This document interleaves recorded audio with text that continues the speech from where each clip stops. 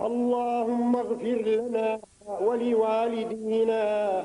اللهم اغفر لنا ولوالدينا ولجميع المسلمين والمسلمات والمؤمنين والمؤمنات الأحياء منهم والأموات برحمتك يا أرحم الراحمين. اللهم اغفر لجميع أموات المسلمين الذين شهدوا لك بالوحدانية ولنبيك بالرسالة وماتوا على ذلك.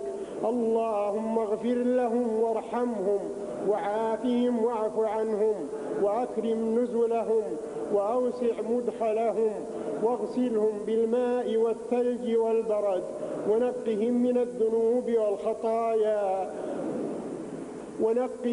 الذنوب والخطايا وارحمهم برحمتك يا أرحم الراحمين.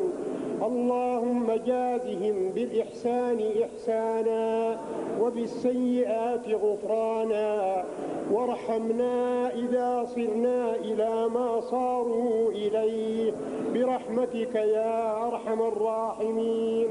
اللهم لا تدع لنا في هذه الليلة المباركة ذنبا إلا غفرته ولا هما إلا فرجته ولا كربا إلا نفسته ولا سوءا إلا صرفته ولا ذا إساءة إلا أقلته ولا مبتلا إلا عافيته ولا مريضا إلا شفيته ولا ميتا إلا رحمته ولا دينا إلا قضيته ولا حاجة من حوائج الدنيا والآخرة هي لك رضا ولنا فيها صلاح إلا قضيتها وأعنتنا عليها برحمتك يا أرحم الراحمين.